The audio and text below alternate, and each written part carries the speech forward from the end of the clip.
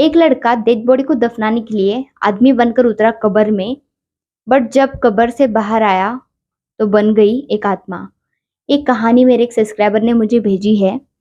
एक कहानी सुन के मेरी वाट लग गई है, अभी मैं आपकी भी वाट लगाने वाली हूँ, तो इस कहानी को एंड तक जरूर सुनिएगा।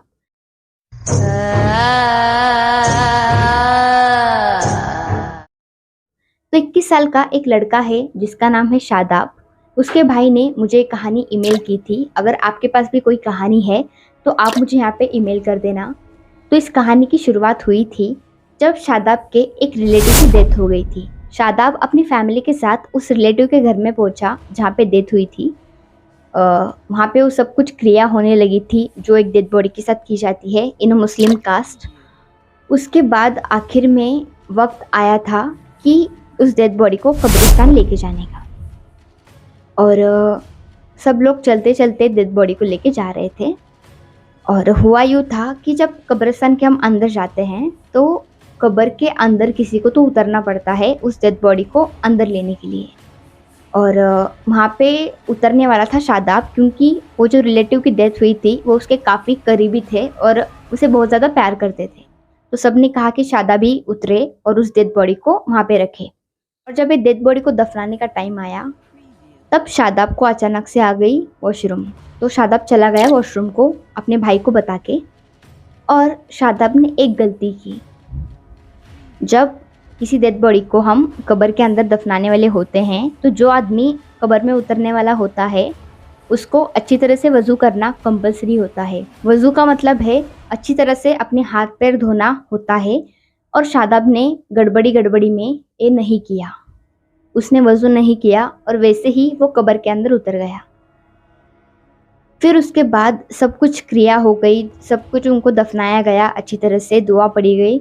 उसके बाद जब वो शादाब घर आया तब उसको कुछ नहीं लगा। वो रात पूरी गम में गुजरी, तो उसके घर वालों को और शादाब को कुछ मतलब ऐसा पैरानॉर्मल फील नहीं हुआ। पर दूसरे दिन जब शादाब अपने अपने घर चला गया, दिन में तो कुछ नहीं हुआ, बट जैसे ही रात हुई, रात के 12 बजे शादाब अचानक से उठ के बैठा, ऐसे उठ के बैठा और अचानक से ज़ोर ज़ोर से हंसने लगा। उसका भाई ये देख के डर गया था।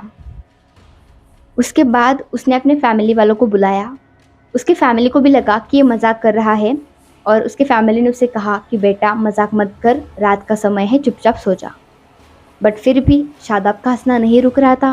फैमिली को आ गई टेंशन और अचानक से शादाब शांत हो गया। उसके बाद सब अपने अपने कमरे में जाके सो गए। लेकिन करेक्ट 3 बजे रात के शादाब फिर से उठा, पर इस बार वो हंस नहीं रहा था, घर की चीज़ें फोड़ रहा था। किचन में गया, सब बर्तन फोड़ दिए, चाय के मग फोड़ दिए, सब कुछ फोड़ा फोड़ी करने लगा था। ये देखकर घर वाले और डर गए। जैसे तैसे उन्होंने शादाब को समझाया। शादाब शांत हो गया और फिर से सो गया। पर उसके घर वालों को समझ में आ चुका था कि कल जब एक कब्र में उतरा था तब इसके साथ वहाँ पे कुछ तो हुआ है।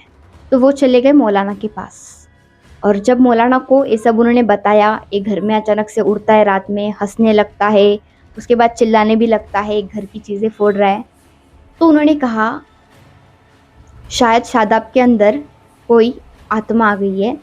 तो आजकल हो क्या रहा है, हमारी जो इंडिया की पॉपुलेशन है काफ़ी बढ़ रही है, जितने लोग पैदा होते हैं उससे डबल लोग मरते हैं डेली। फिर उस मौलाना ने उस जो कब्रिस्तान के ओनर थे उनसे बात की, तो उन्होंने कहा कि हाँ, जगह हमारे यहाँ पे कम है, इसलिए हमने क्या किया, जो ऑलरेडी डेड बॉडी अंदर थी, मतलब जो पूरी सड़ गई थी, सिर्फ हड्डियाँ बची थी, उसको हमने निकाला और आपकी जो डेड बॉडी थी उसको हमने दफनाया।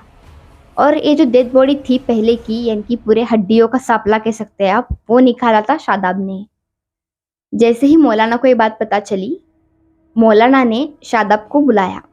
शादाब तब नॉर्मल था। तब उन्होंने शादाब से पूछा, क्या जब तू कब्र में उतर रहा था क्या तूने वज़ू किया था? उसने कहा, नहीं मौलाना साहब, मैं वॉशरूम गया और उसके बाद गड़बड़ से आया और सीधे कब्र में उतर गया।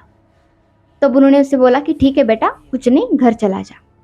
जैसे ही वो घर गया, उसके घर वालों को मौलाना ने कहा कि आपके बेटे ने एक गलती की, बिना वज़ू किए वो कब्र के अंदर उतर गया। जिसकी वजह से उसके साथ ये सब कुछ हो रहा है। और जो आत्मा थी उस कब्र के अंदर पहले, जिसको शादाब ने निकाला था बाहर, यानी कि हड्डी के सांपले को, वो आत्मा आ चुकी है शादाब के अंदर। उसके बाद फिर से वही रात में शादाब उठता, ज़ोर से हंसता, चिल्लाता, ये चीज़ फोड़, ये चीज़ फोड़, ऐसा ही होने लगा। फिर कुछ क्रिया किए गए, जैसे कि आप कह सकते हैं ना, कुछ कुरान वगैरह पढ़ के उसके अंदर आत्मा जो थी उससे पूछा गया, तेरी आखिरी इच्छा क्या है, क्यों तू इसके बॉडी के अंदर एंटर हुई, कुछ तेरे अधूरे ड्रीम्स वगैरह। तो वो जो आत्मा थी शादाब के अंदर, उसने जवाब दिया, वैसे तो मेरे बहुत सारे सपने अधूरे रह चुके हैं, बट उसका मुझे इतना अफसोस नहीं है, लेकिन एक मेरा जो सपना था वो मुझे आज भी बहुत चुभता है दिल के अंदर। फिर वो आत्मा कहती है कि जब तक मेरा वो सपना पूरा नहीं होता, मैं शादाब की बॉडी से नहीं निकलने वाला। उसके बाद वो पूछते हैं कि तेरा सपना क्या था? तो उसका सपना था कि एक बड़ी मदरसा बनाई जाए जहाँ पे हज़ारों लोग साथ में कुरान पढ़े, साथ में नमाज पढ़े, ये सब कुछ उर्दू सीखे। फिर उसके बाद मौलाना ने शादाब के घर वालों को ये सब बात बताई। तब शादाब के घर वालों ने, मतलब अच्छे खासे घर के थे, पैसा था उनके पास, तो उन्होंने एक मदरसा बनाई जहाँ पे एक कहते हैं ना, जो पढ़ाने वाले होते हैं उनको रखा वहाँ पे, और बच्चों के एडमिशन स्टार्ट किए। और जब ये सपना पूरा हुआ उस आत्मा का, तब शादाब की बॉडी से वो आत्मा निकल गई। इससे दोस्तों हमें बस इतना समझता है कि कोई भी अगर आप काम कर रहे हो, किसी कब्रिस्तान में जा रहे हो, कुरान पढ़ रहे हो या कुछ भी कर रहे हो, जब तक वज़ू नहीं करते उस चीज़ को बिल्कुल ही हाथ मत लगाया करो, या फिर किसी ऐसी जगह पे मत जाया करो जहाँ पे आपको वज़ू कंपलसरी है। तो ये कहानी एकदम रियल है, और आपको बता दूँ कि शादाब के अंदर उस वक्त इतनी ताकत आ चुकी थी कि वो एक मुट्ठी के अंदर पूरी, वो जो मशीन होती है ना पिको फॉल की, उसने उसके 2 टुकड़े कर दिए थे। और जब शादाब की बॉडी से वो जो आत्मा थी वो निकल गई और ये सब शादाब को पता चला, ही लिटरली शॉक। वो मतलब हंसने भी लगा और रोना भी आ रहा था उसे। उसके बाद शायद ही ऐसा लगता है कि शादाब कभी कब्रिस्तान गया होगा किसी की कब्र को दफनाने के लिए। तो दोस्तों आपको आज की कहानी कैसी लगी है कमेंट बॉक्स में ज़रूर बताना। और मैंने आपको पहले बताया, अगर आपके पास भी कोई ऐसी कहानी है तो आप हमें यहाँ पे ईमेल कर सकते हैं, या फिर हमारे इंस्टा पे डीएम कर देना। तो मिलते हैं आपसे अगली कहानी में, तब तक के लिए बाय और अपना ख्याल रखो।